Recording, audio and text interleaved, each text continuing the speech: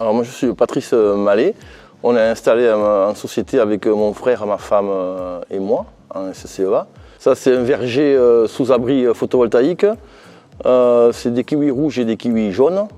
Alors c'est deux variétés qu'il est impossible de faire en plein air à cause du PSA, c'est une bactérie qui détruit les vergers de kiwis. À côté où on fait de l'Eward et de l'Arbuta. Donc on voulait continuer là-dedans et on est parti sur deux variétés qui sont assez rares pour l'instant en France. Le rouge où on n'est que 5 producteurs et le jaune où cette variété on n'est que 2 producteurs à faire cette variété. Voilà.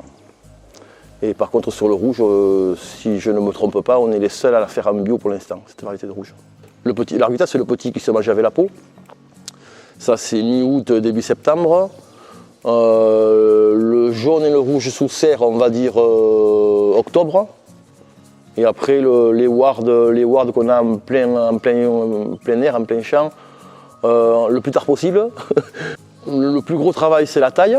Quand les feuilles seront tombées, on va commencer à tailler. Début décembre on va dire pour l'instant. Et la taille nous pousse jusqu'au mois de février-mars quand même. Après on va avoir l'éclaircissage des fleurs.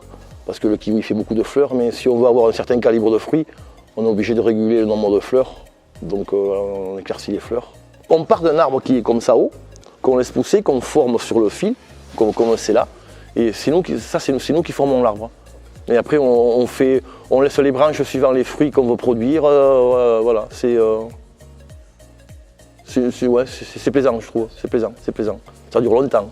Il nous accompagne presque toute notre carrière si on plante un arbre, c'est bien. Et une grosse demande, il en manque d'ailleurs, apparemment il manque toutes les coopératives de kiwi, du moins la nôtre, manque de producteurs, donc faites du kiwi, ouais. Non mais c'est plaisant, on rencontre des gens, on a des saisonniers, c'est sympa. On échange avec les clients, c'est très bien.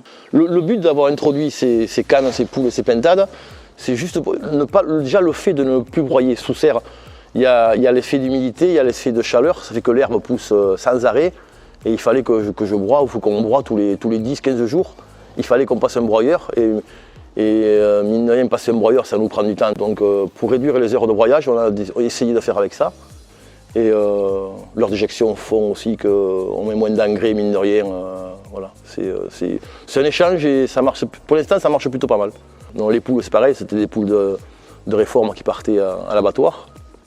Donc c'est pareil, elle mange énormément de punaises, escargots, limaces, c'est impressionnant. On n'a plus ni anti-limaces, ni insecticides, c'est déjà bien, Et après on fait du maïs, du tournesol, soja, maïs doux, haricots verts, vigne, miscanthus pour le paillage et noisetiers.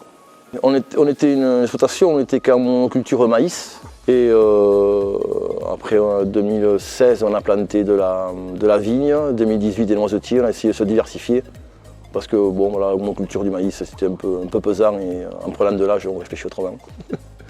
C'est le plaisir de retrouver, de se servir de ses mains autrement que sur un volant et voilà, c'est le plaisir de former un arbre, de discuter avec les gens, nos clients qui viennent chercher des kiwis, de discuter avec eux de notre métier, de connaître les saisonniers, parler avec eux, leur dire, voilà, expliquer plein de choses aux gens, et c'est aux écoles quand elles viennent, voilà, il y a tout qui est tout.